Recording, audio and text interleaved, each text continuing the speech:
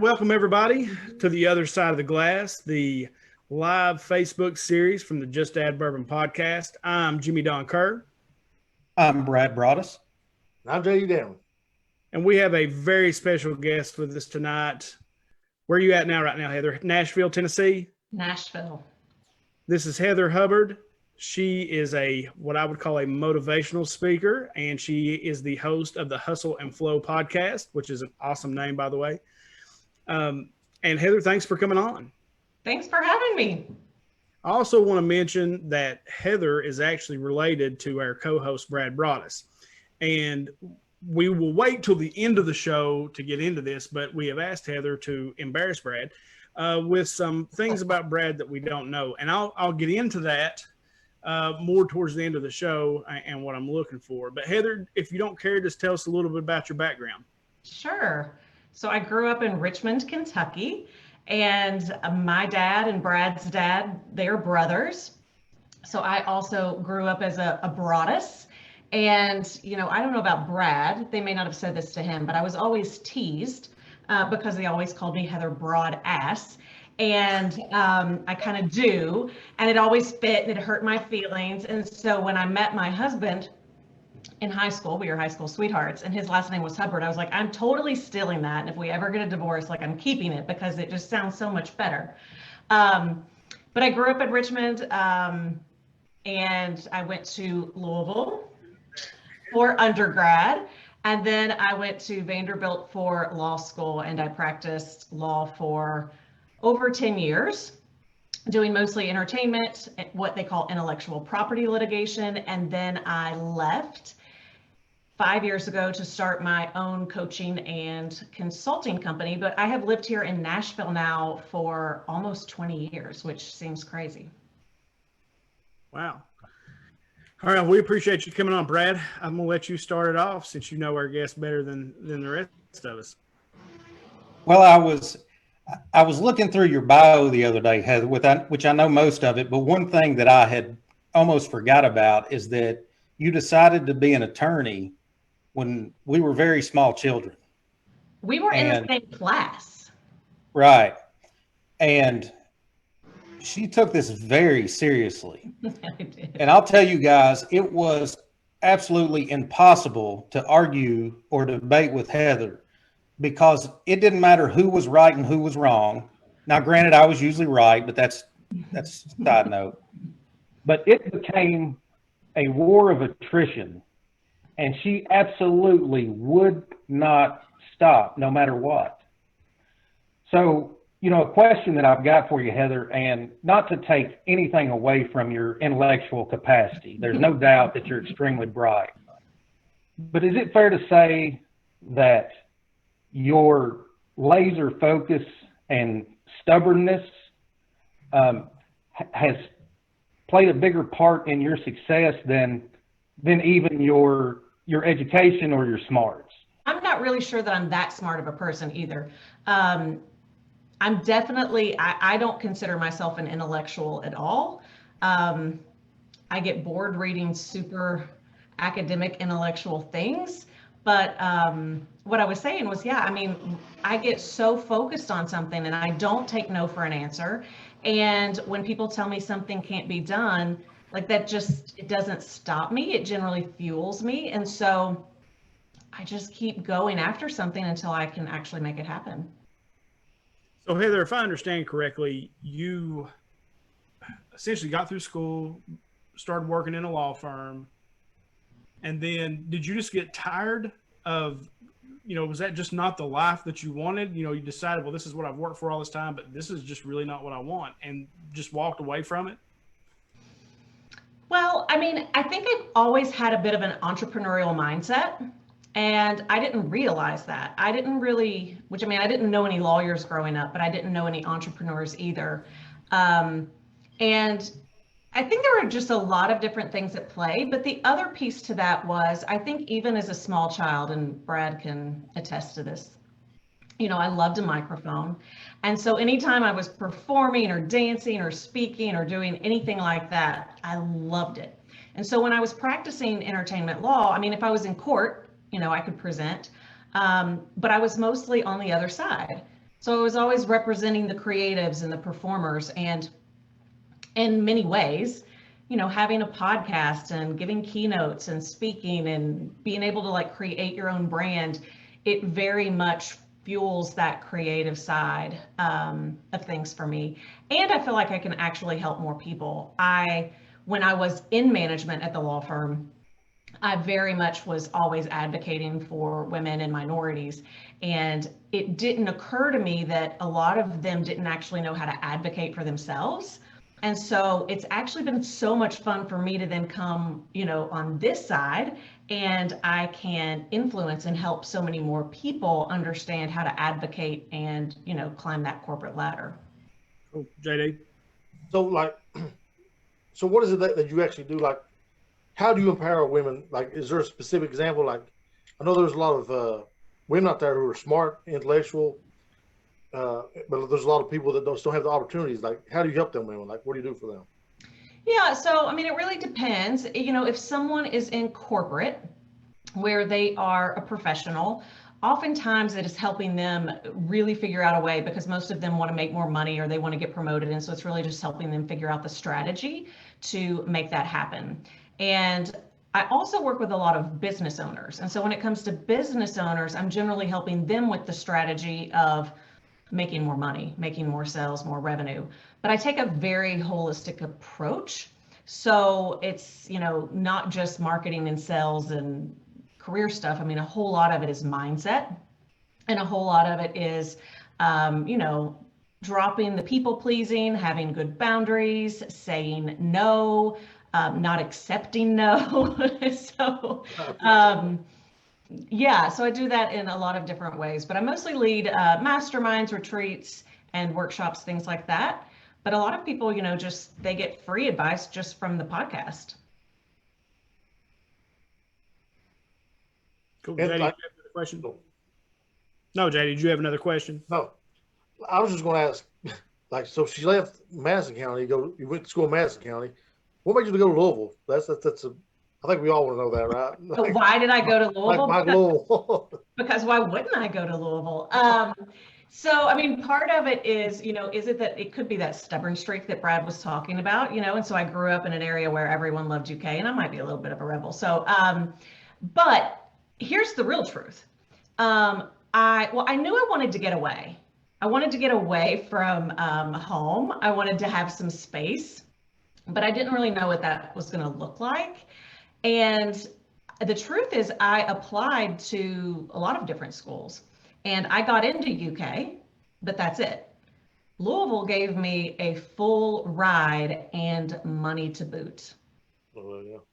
And I wanted to go to the place who wanted me more. Right. Makes a lot of sense. Yeah, no, it does. So you said you were in entertainment law, right? Yep. Anybody that we would know that you can speak about? Was it, anything cool, I guess? Yeah, I mean, so it's interesting, a lot of, especially in the music industry, a lot of times issues come up that are always, like, it happens behind the scenes because they don't actually want to file a lawsuit. So that stuff is not public, but I definitely represented a ton of different people in lawsuits. But my favorite, but I also did TV, but my favorite was Samuel L. Jackson. Oh, nice. And I'm not going to guess, don't worry. he was just he was the most fun. But I mean, from like country music perspective, I've probably met almost every single one of them. But yeah, I've worked with a lot of really cool people. And then I was getting ready to say someone else I represented, but it was going to come out wrong. So we'll maybe slip that in later so it doesn't sound bad.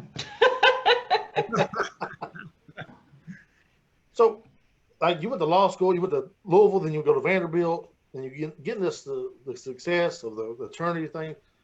What drove you to really get into empowering women? What was it that was you not fulfilled, you don't think, or what was it like? I mean, I just feel like I've always kind of, been, woman power, female power. Brad can, definitely, as Brad was saying, it was hard to shut me up. But a lot of things would really make me mad and piss me off. And I often had a dissenting view from those around me. So, my poor parents, like I would argue with my Southern Baptist preacher like every Sunday morning.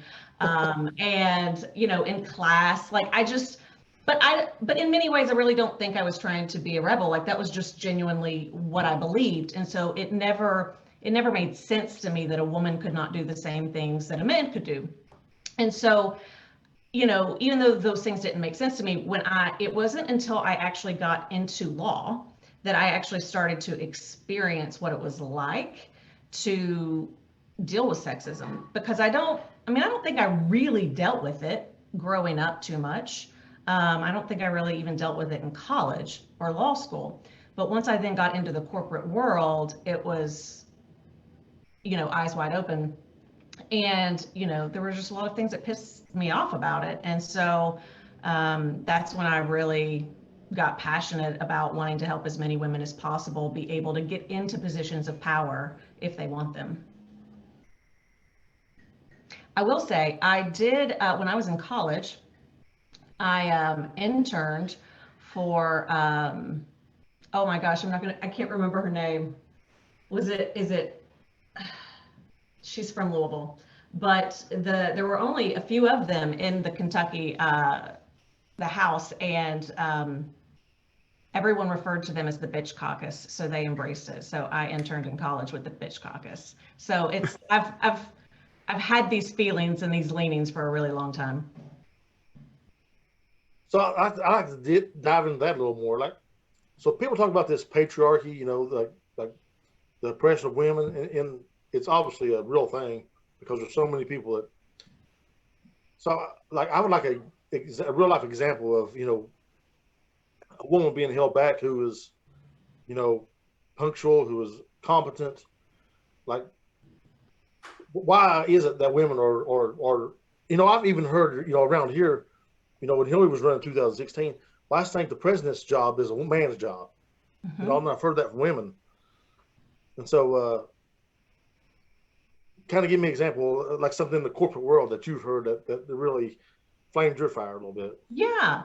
Well, and so it's so funny because I'm actually going to go back. So when Brad and I were in Miss Penny Whitaker's class in the third grade, Third grade. All right, let's go. That's when I decided I was going to be the first female president. And because we did this thing, we had this little, it was like the first man on the moon. So we had to draw our foot. Brad, I don't know if it had this impact on you. We had to draw our foot and we had to say what we were going to be the first of. And I was like, I'm going to be the first female president.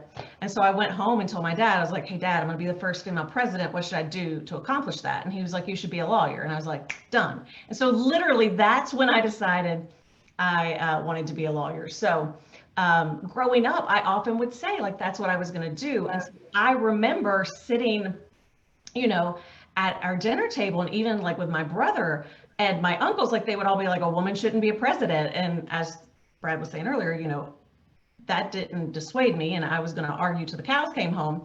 And so, yes, so I have always thought that absolutely that should, like, what's the big deal?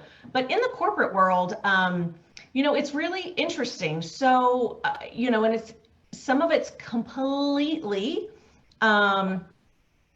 it's like people don't know what they're doing, right? Like, so it's not intentional, but other times it's absolutely intentional. So lawyers, like other lawyers, very much will do and say things to you. They do and say things to men as well, but it's not going to be sexual or otherwise trying to put you in a place as a woman. So you get it like a double whammy if you are a woman. Oftentimes people will ask if you're the court reporter. They don't believe that you're a lawyer. Even a judge will say, Missy, calm down. I have had men pat me on my head and my ass. And things, it's very much a good old boys club. And that if you want to be in that room, you have to be willing to hear and see absolutely anything and everything and be okay with it. And it's really hard because you get a seat at the table, but they still will say things like, you're here to be seen, not heard. And they will actively cut you out of things. You don't get the deals, you don't get the revenue. And so as you're trying to climb and make more money, it's really hard when they are intentionally cutting you out because they would rather have the woman work for them as opposed to be a counterpart to them. So have you seen any change in the last, 10, 15 years? Have you seen, the light come on for some of these guys, maybe? No. Take a minute to think about it. Take a minute to think about it. I mean, I think part of it's generational, right? And so I do feel like each generation gets a little bit better. What I have personally seen though is with the Me Too movement, it's created an issue where some men, they now don't even, they're just like, well, we shouldn't hire women at all, or we should, because as a lawyer, I was constantly on planes and traveling because there are no women at the top, right? So if you want a good case, you were naturally, I never worked with a woman that was above me, right? All of my superiors, all of my bosses, all of the men, they were always men. And so to be on the good cases, you're constantly having to fly with them, you're traveling with them, doing all the things. And, I actually had a boss who didn't want to go have drinks. And I tried to explain to him how that would hurt my career if he was willing to go have drinks with the guys and not me.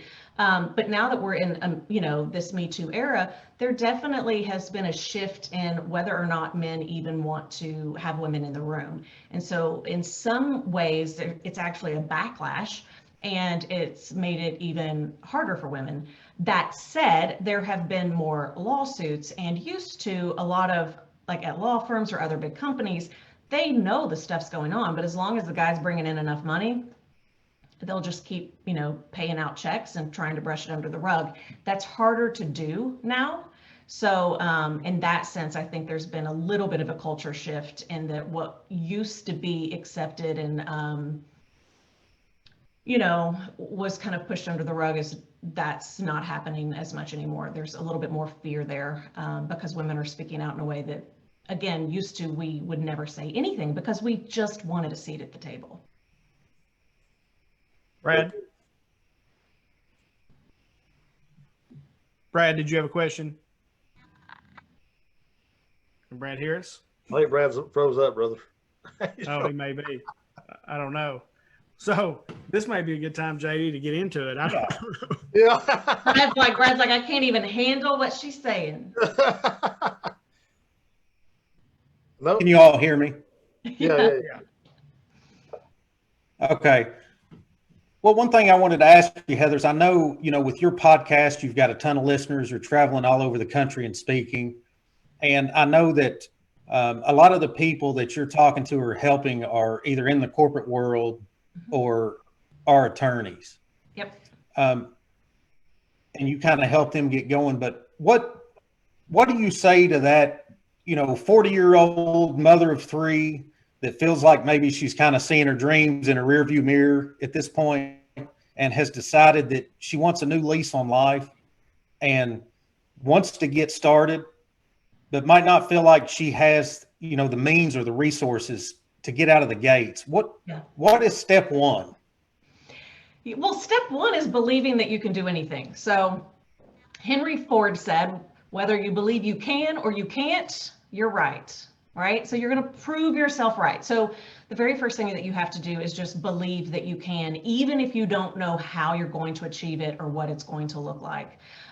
There is no such thing as being too old. And as soon as you make the decision that you want to do something different, you just have to set your mind to it. That really is the first and most important step. And believing in yourself when others don't.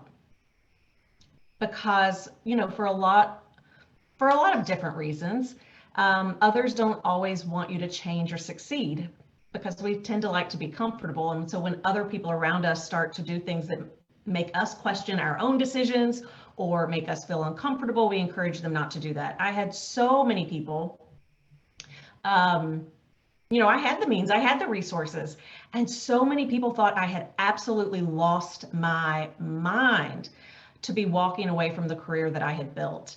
And there were, There were not a ton of people that were behind it. I had friends who almost like put together this like intervention to like beg me not to throw away that career. And so just know that you have to believe in yourself more than anyone else. And if you have that mindset, then you will make it happen. You will figure out each step as you move forward and as you go along. I mean, the beautiful thing is, you know, we now live in an online world, and you can access almost anything that you could possibly want information wise. So, you know, there's no better time to be a woman wanting to make a change. So was there, like, I feel like there was there ever one event that, you know, made you say, okay, I'm walking away from that, I'm doing this. Was there ever that, you know, what would people call a come to Jesus moment? Like, you know, I'm done, I've had success, but I'm not fulfilled. And so success doesn't feel like success. So was there, you know, any one moment you can define? I mean, yes and no. So for me, it was a year. It was the year 2010, and it was a terrible, shitty year where everything fell apart. I mean, it was literally one thing after another. I turned 30 that year, and something just felt off in my life. I felt like I wasn't where I wanted to be. I hadn't, you know, I wasn't the first woman president. I hadn't accomplished what all I had wanted to, even though I had accomplished a lot. And so I set out to prove that I could still do anything. And so for me, that was running a half marathon, because I am not a runner. And so that was like a huge deal. And I trained so hard and so long to do that. And on the day of the race, I actually started having this excruciating pain in my left leg at mile 3. And because I'm stubborn, I kept pushing through till mile 9. It turns out I ended up having a stress fracture. And normally a stress fracture will heal in 4 weeks, like the kind that I had. Mine, it was 8 months. I was in a walking boot for 8 months. And so I was then in like this lawsuit from hell, and I get most, like, are there fun lawsuits? Probably not, but I had just a jerk on the other side, and everything was going to crap. There were millions of dollars on the line. I'm basically living out of a hotel in Atlanta. My husband says he doesn't want to be married anymore. I'm trying to deal with that. Like, there's just like all of these things coming at me. Of course, I didn't let anyone know anything was going on. And then in December of that year, still with the walking boot on, everything's a shit show. My younger sister, my stepsister, Amanda, she died in a car wreck. And it was just one of those, it was like it all layered. But when that happened, and she was just so young, you know, she was a freshman in college, it made me stop and say, what am I doing with my life? Such that, like, I can't even physically heal my body because I'm so worn down and exhausted and working myself to the bone. My personal relationships are in disarray, and just this reminder that life is short. And so it led me to this exploration and this journey of, well, what else is there?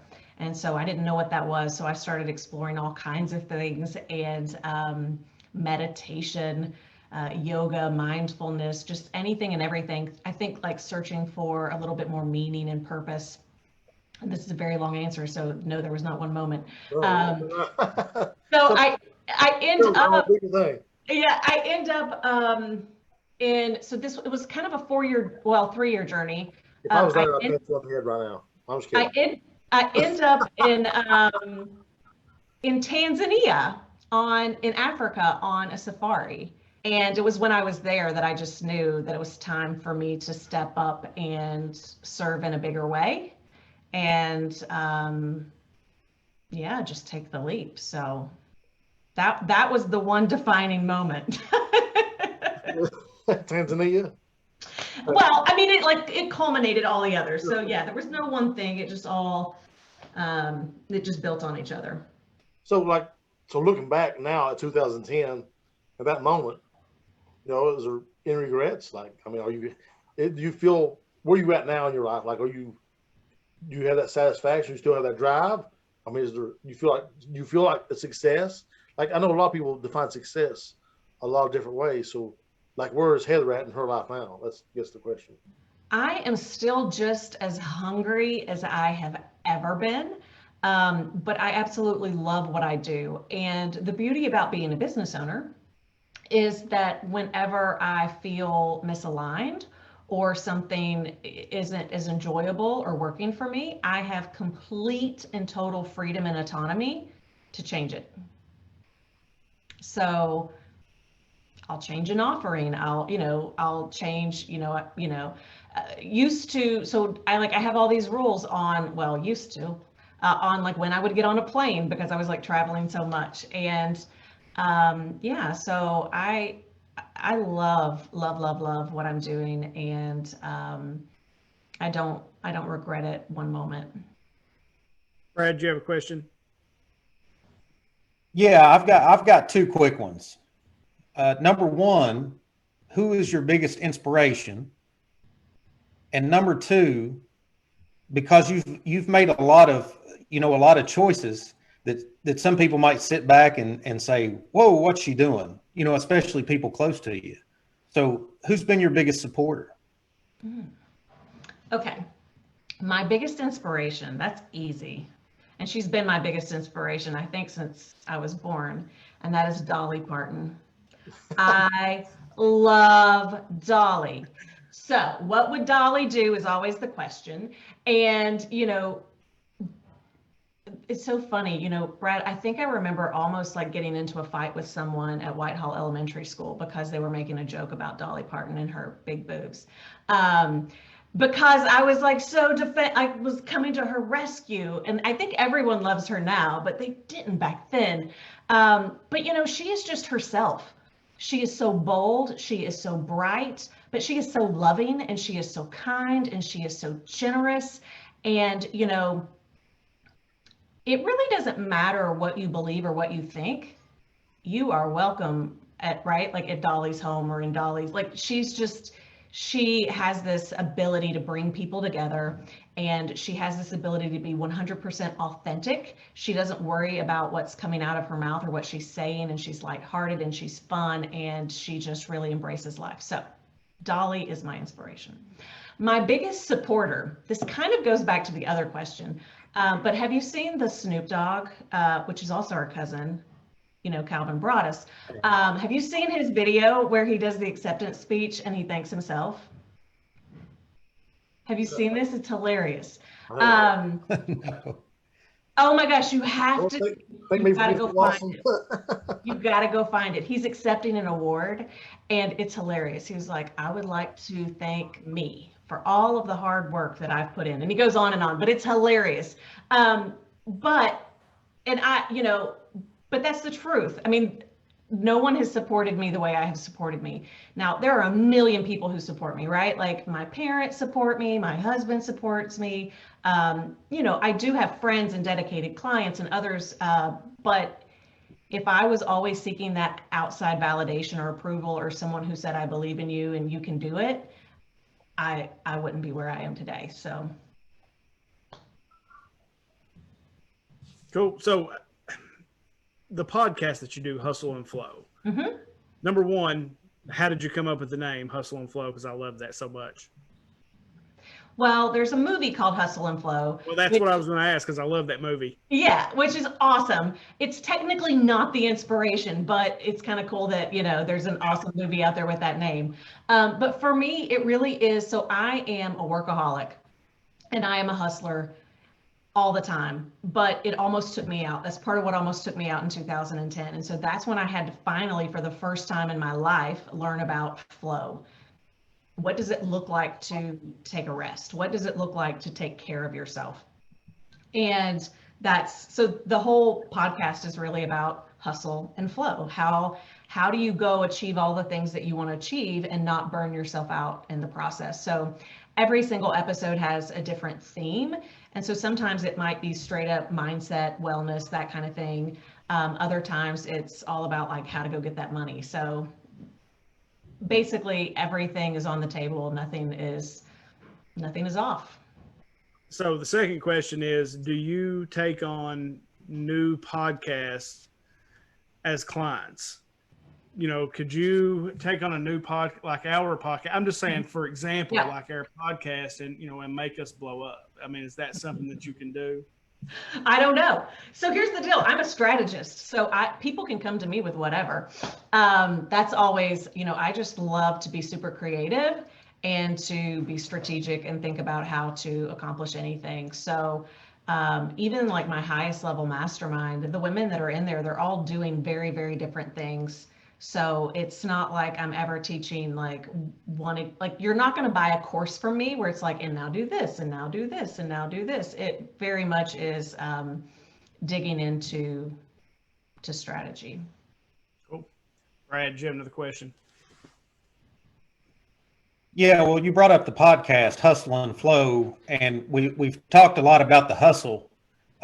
Could you elaborate on exactly what it means to get into a flow state with your work? Yeah, well, so there's the flow state that, like, you know, even athletes talk about, which is where it's almost like an out-of-body experience. Generally, when I'm talking about flow, it's more about being able to take a step back. So I meditate and journal every single morning. I reflect. I try to practice gratitude. I really try to stay in a place where I am not being, you know, hot-headed and reactive, which is probably my natural state. So, you know, learning how to calm myself down, to breathe, to be in my body, to know that, you know, most of the stories that, you know, I'm making up are completely in my head, right? So that's what a lot of that is. But, you know, the interesting thing is it actually takes you kind of to that athletic flow state, in that I have learned that when you're nonstop working, you don't have enough space to actually have the best ideas. And so oftentimes when I meditate and I create what I call white space, that's when I come up with like my most brilliant concepts and my most brilliant ideas. And I guess that kind of is like that flow state for athletes.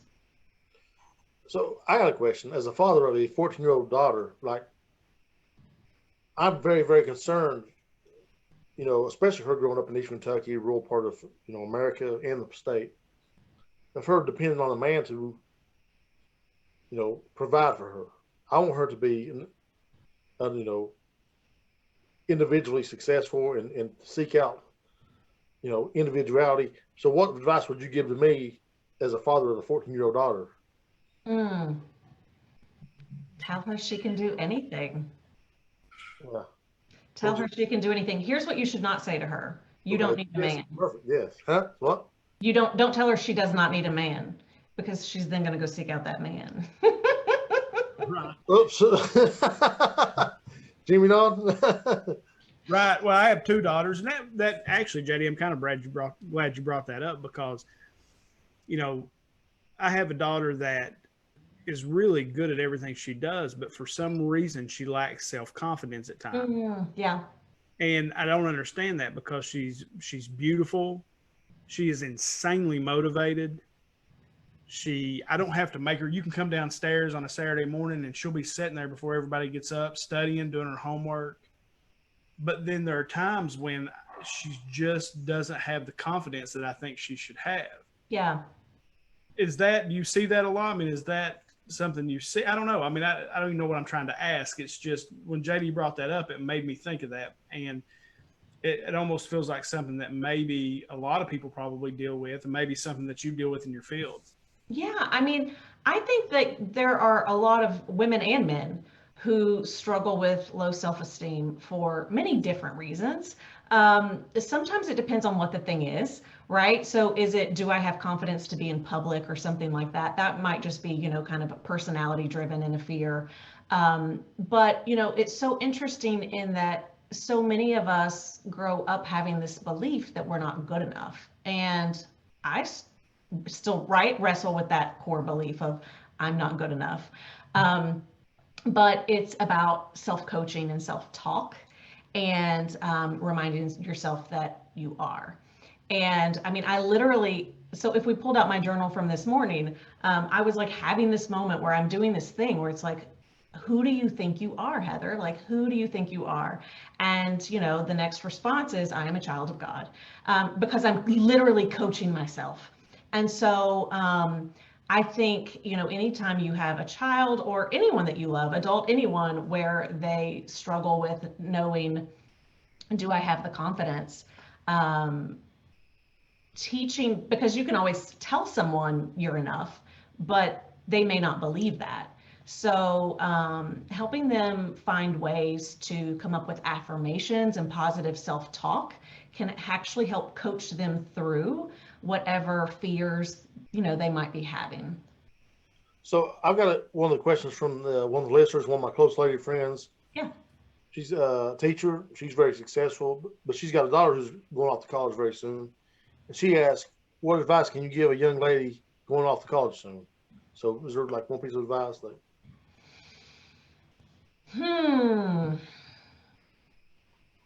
These questions are going to get tougher as we go along.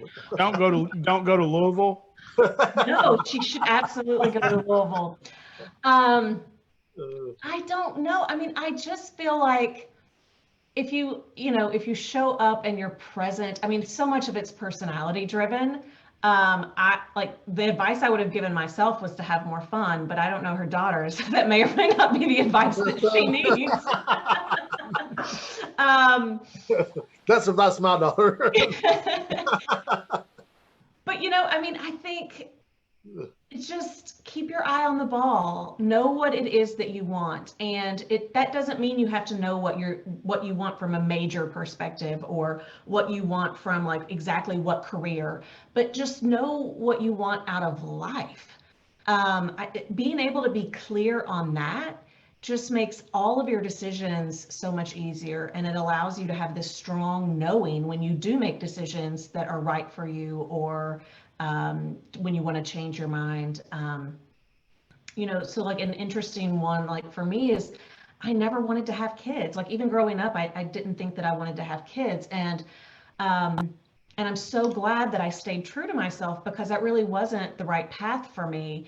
At the same time, I mentioned I met my husband in high school. We were high school sweethearts, and we got married at 18, right? So that's where it's like, I just don't think you can tell people or give people advice on do this or don't do this. It's really just about being true to who you are, knowing who you are, and not settling or negotiating with yourself or others.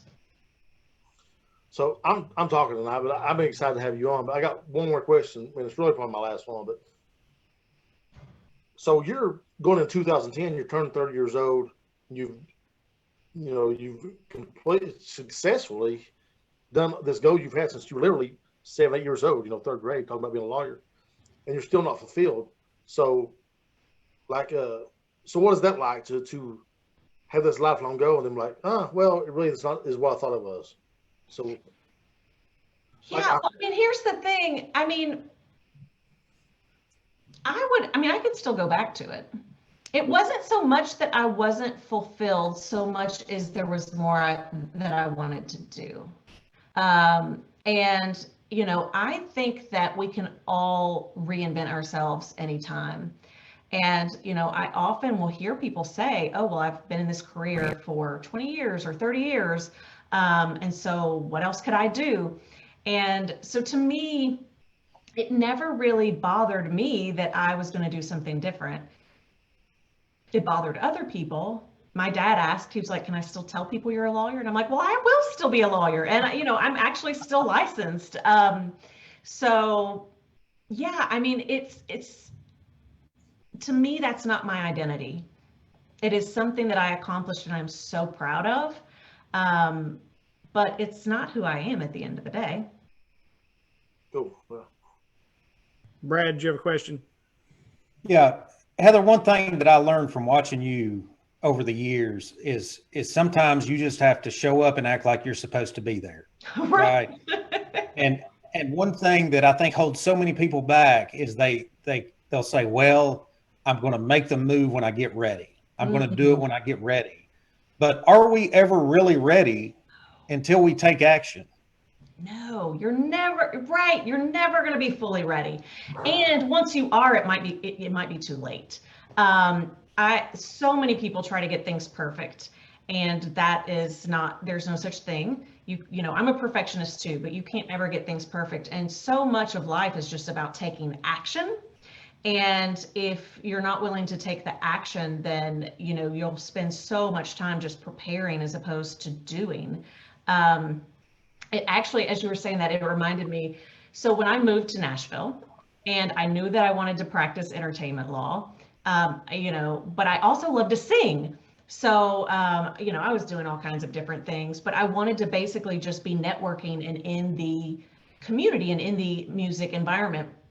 And this was, I had only been there a few months. And at that point, I didn't know anyone, but I was willing to do anything and everything. And so for me, I'm just thinking like, what can I do that will help me understand more about the entertainment business? And so there was an award show going on. I can't remember if that was CMA Fest but there was some kind of award show going on. And so I was literally going to interview to, you know, clean up the popcorn in the arena, right? Like, because it's like, that still gets me, nothing was ever beneath me, right? Like, it was just like, just go get one step closer, you'll figure it out. And so as I was walking down the sidewalk to go do my interview, there was this line, and I said, oh, is this for the interviews for, you know, the ushers or whatever else? And they're like, no, this is for the Wranglers. And I'm like, Wranglers?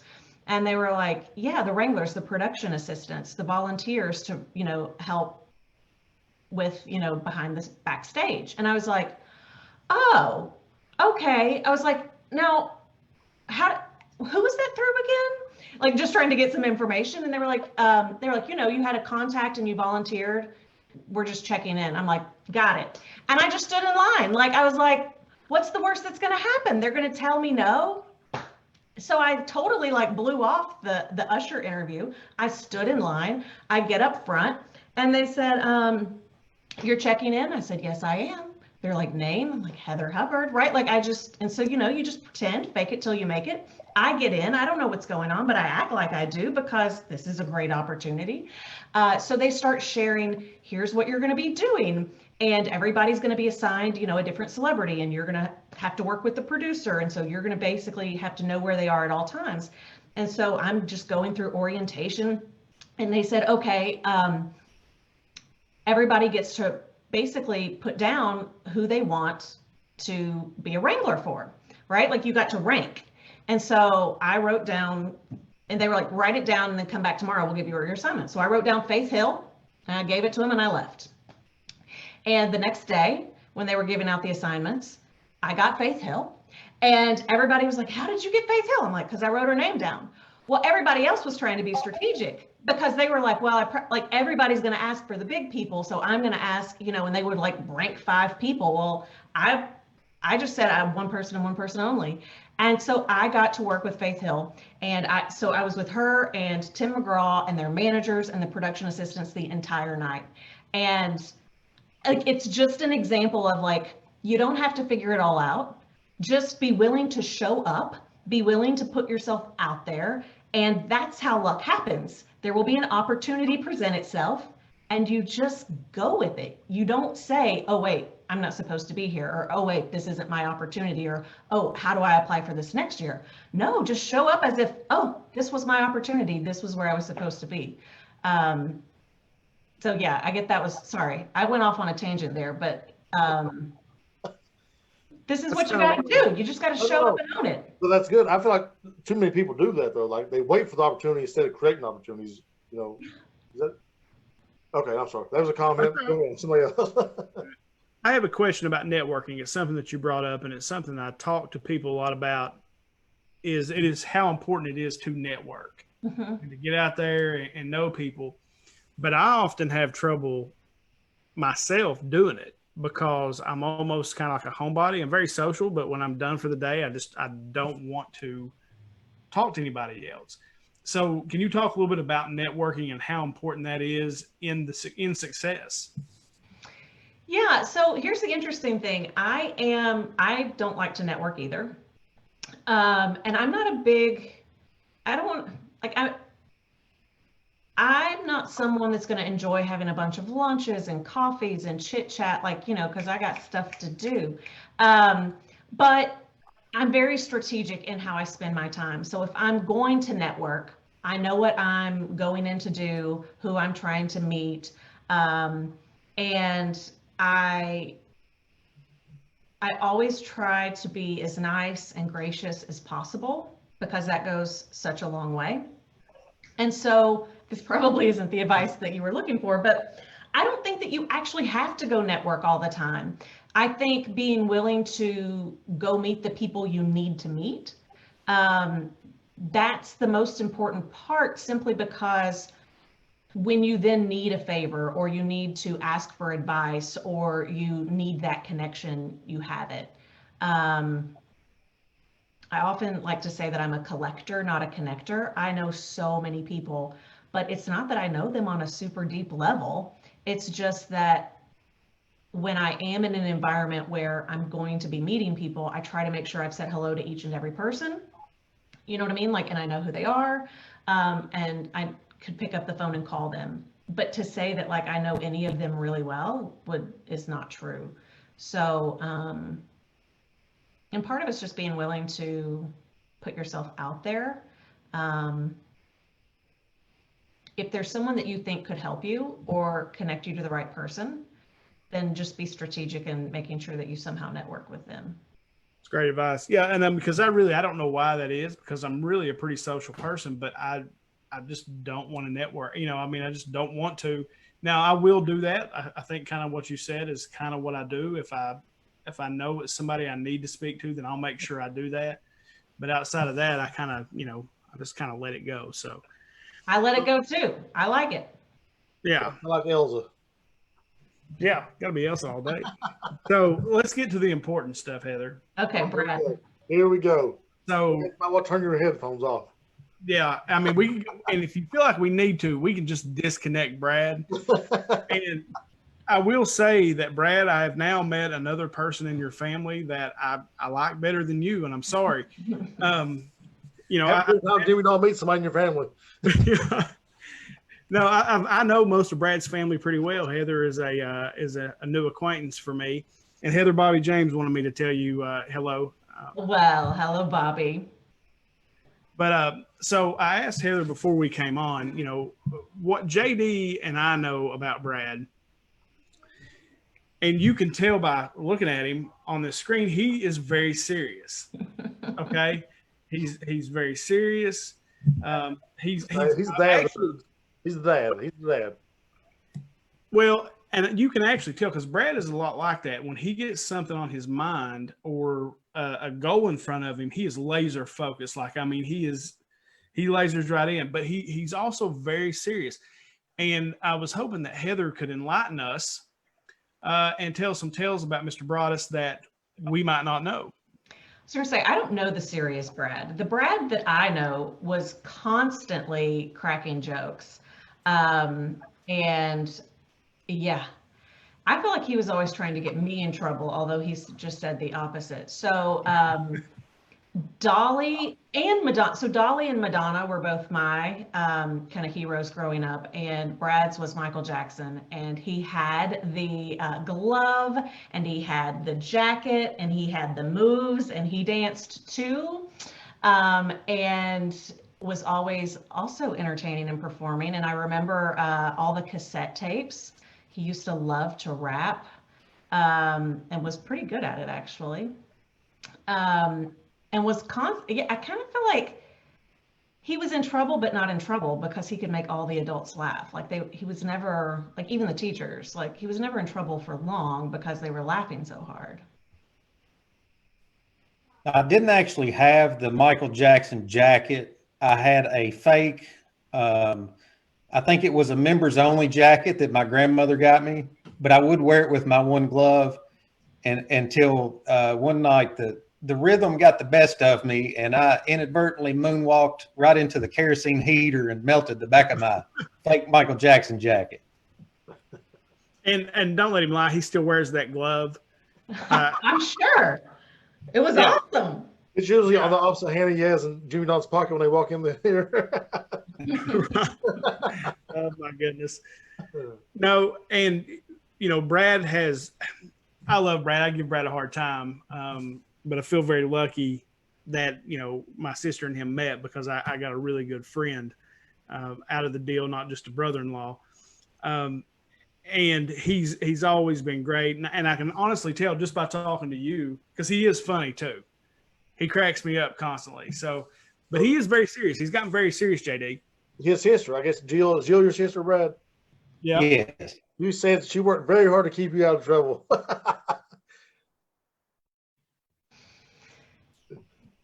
Everybody's like, no, probably not, Jill. No. Anyway. She worked hard to keep him out of trouble, but I don't know that she did. I don't know that she succeeded. I'm not going to tell any stories from our middle school or high school years, because neither one of us needs to be, Don't dig up holes, bones, huh? That's right. We were partners in crime. I was talking to my mother earlier today, and I told her that we were going to be doing the interview tonight. And she said that had somebody predicted in 1985 that there would be such a thing as podcast, that Heather and I would have been voted most likely to be on a podcast. Absolutely. Absolutely, we would have. Yeah. Cool. Guys, we got any other questions for Heather? We won't keep her here all night. Although I feel like I could sit down and go into like a therapy session with you, Heather. It's, I've got some advice that I need. So JD and Brad, when we end this, I'm going to kick you all off and talk to Heather about myself. I just want to say thank you. I was a father of a daughter who, I want to see move up and do things in her life, accomplish things without the need of her husband or her boyfriend or whatever. I appreciate you and the things that you do. And for those of you listening out there, go check out Hustle and Flow, and Heather is going to hook you up with some, I'm sure, some really, really good advice. Thanks for having me on. It's been fun. Cool. So guys, we'll end it here. Brad, I'm sorry, Brad, go ahead. No, I was just going to say thanks for coming on. And, on our podcast a lot, we talk about some of the downfalls of technology. But here's one of the great things about technology, that you could take two podcasts that are on completely opposite ends of the spectrum and could share a platform and kind of have a marketplace of ideas right here from 4 different locations. So this is awesome, and I appreciate you coming on. Thanks for having me. Yeah, cool. And I'm the same as JD, as the father of 2 daughters. What I've been able to read, and I've listened to your podcast some, I think I'm going to turn my girls on to it, because I'm like JD. I just want them to be confident in themselves and work hard, and whatever they end up loving, follow that dream, chase it, and, give it everything you've got. So I appreciate you coming on as well. I know a lot of our listeners do also. So we'll finish it up here. Of course, you can check our podcast out. We record every Sunday. We launch from the Podbean app. Then you can pick us up on iTunes, on Spotify, YouTube, and of course all the social media pages. But from myself, from JD, and from Brad, and from Heather, no matter how bad your week's been, or no matter how bad your day's going, if you just add bourbon, it always gets a little bit better. Thanks for watching, guys.